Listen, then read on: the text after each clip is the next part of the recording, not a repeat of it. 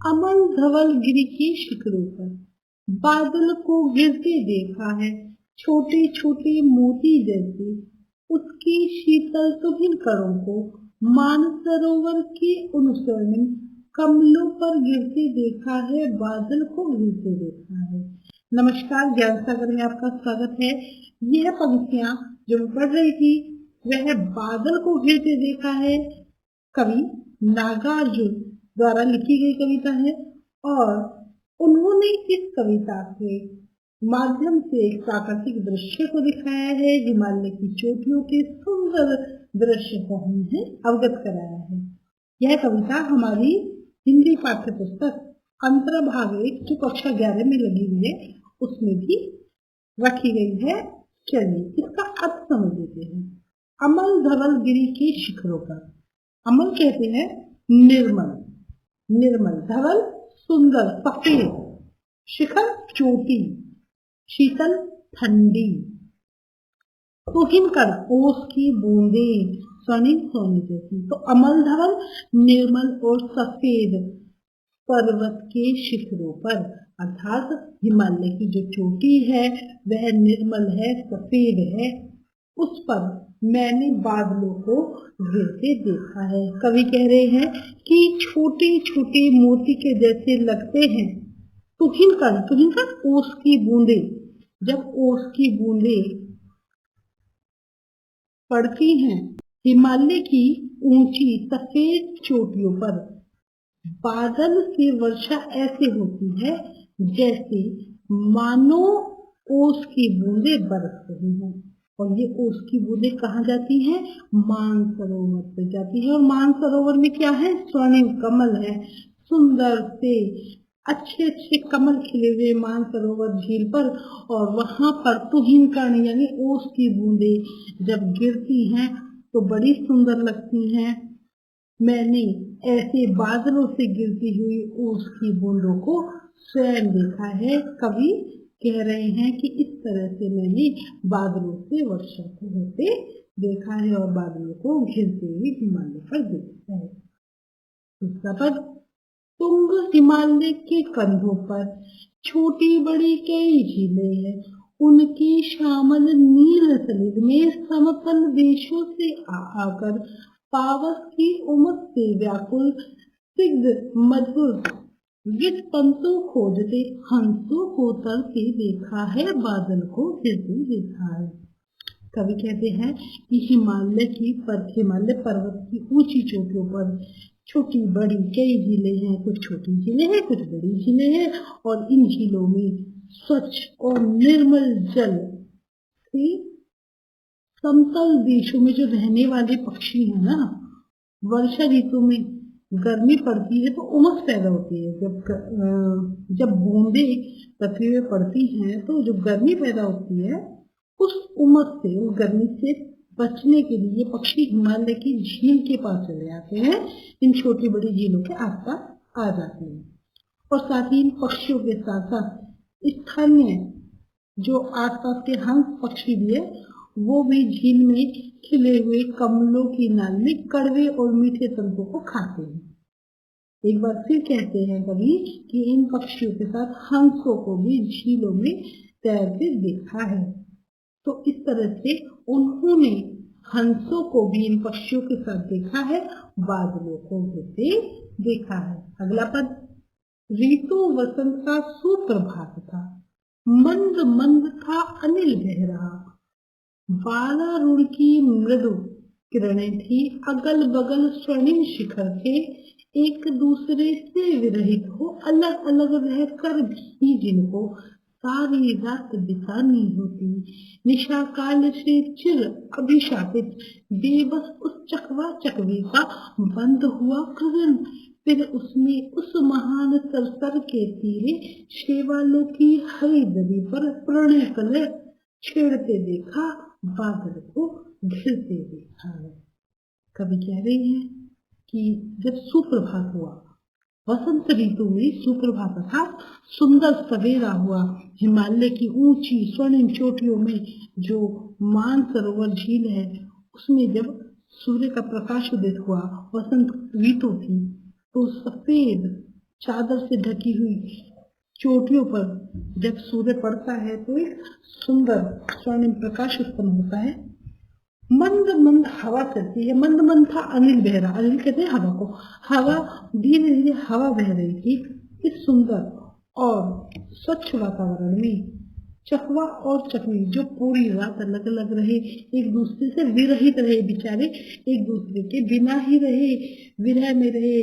जिनको रात बितानी होती वो हमेशा रात को अलग अलग हो जाते हैं, क्योंकि ऐसा माना गया है कि उनको ऐसा अभिशाप मिला हुआ है, उनको ऐसा श्राप मिला हुआ है। निशा काल से चिर अभिशापित बेबस उस चकवा चकवी का बंद हुआ कृतन, तो वो जो अभिशाप के कारण रात को अलग अलग रहते हैं, सुबह होते ही जब वो मिले तो उनका जो बेबस और व्याकुल चीखें थी वो बंद हो गई। कीर्तन कीर्तन कहते हैं चिल्लाना, चीखना, विरह की चीखें वो सब बंद हो गई।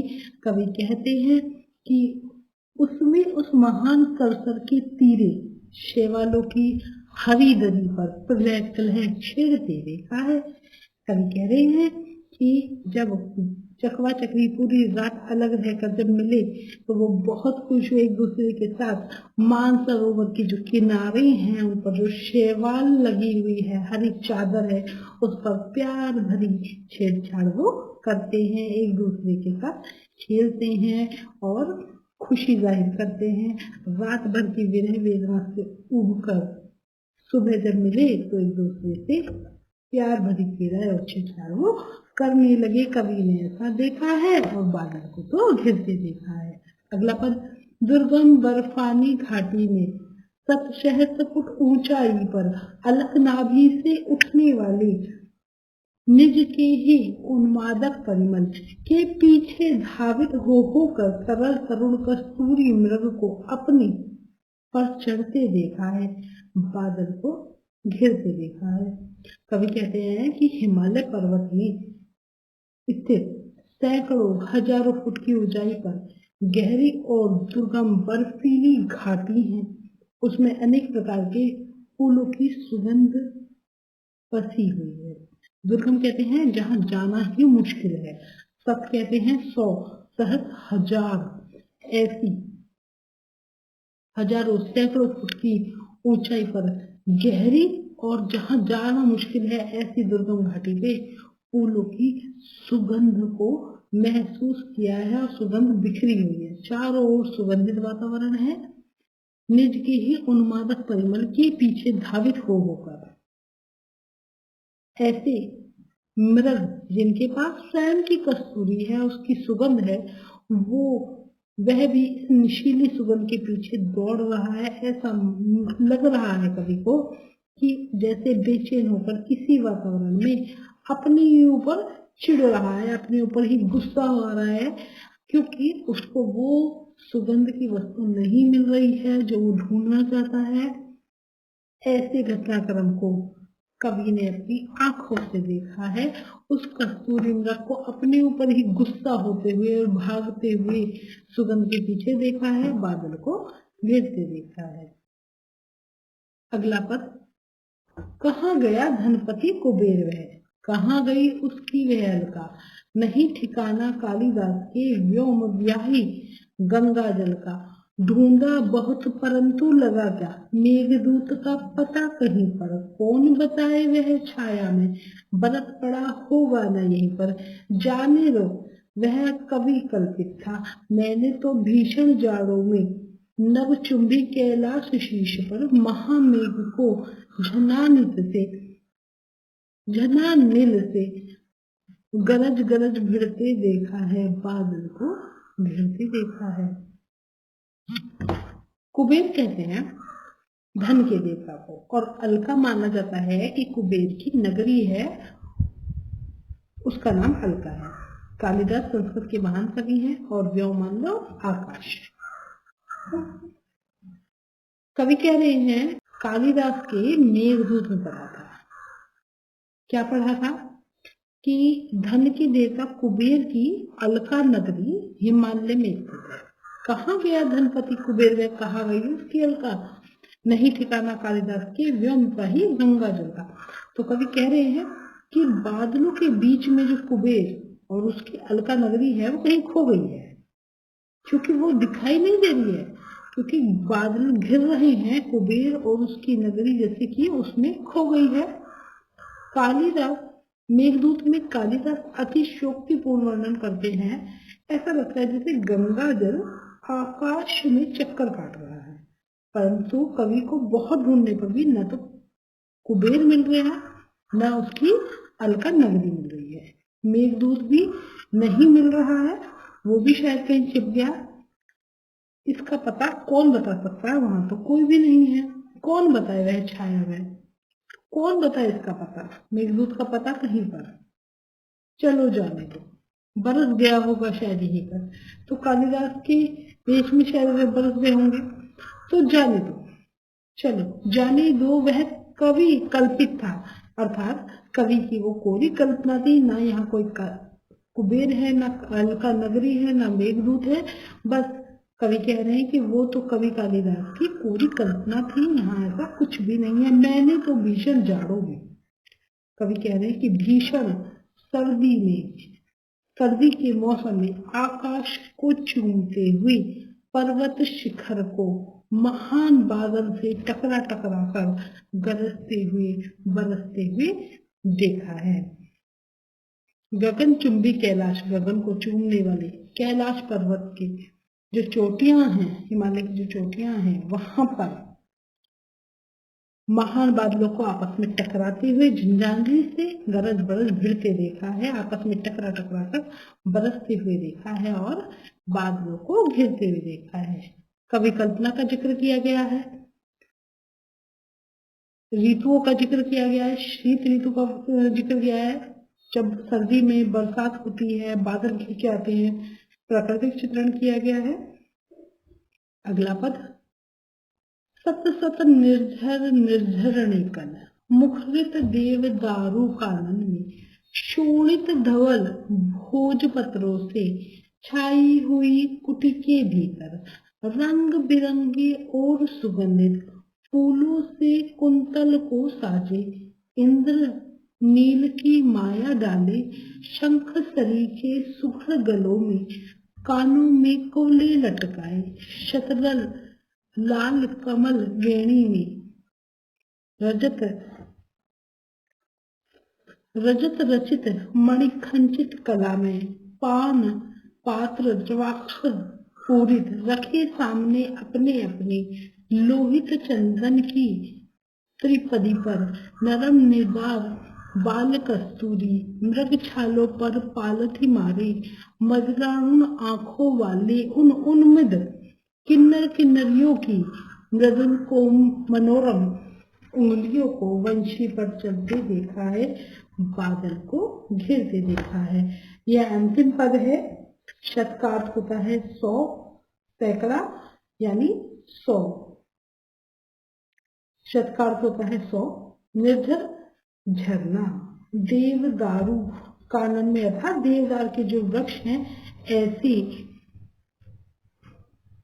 जंगल में। चलिए पाठ को समझे। कवि कहता है, शत शत निर्जर निर्झरणिकल मुखरित देव दारू कानन में। कवि कह रहे हैं कि हिमालय पर्वत में देवदार के अनेक घने घने जंगल हैं। पर्वत की चोटियों से 100 छोटे बड़े झरने देवदार के इन्हीं जंगलों में तलतल होकर बहते रहते हैं। इन जंगलों के बीच ही किन्नर जाति के लोग लाल और सफेद भोजपत्रों से कुटिया बनाकर रहते हैं। किन्नर जाति की स्त्रियां अपने बालों में रंग बिरंगे सुगंधित फूलों को सजाए हुए रहती हैं। उन्होंने अपने सुंदर और शंखों के समान जो उनके गले हैं उनमें नीलम पत्थर की मालाएं डाल रखी हैं। कानों में नील कमल लटका रखे हैं। उन्होंने लाल कमल अपनी चोटी पे बांधे हुए हैं। दूसरी ओर किन्नर जाति के नर चांदी और मणियों द्वारा बनी हुई सुरा पात्रों में अंगूर की शराब के पात्रों को लाल चंदन की तिपाई पर रखे हुए हैं।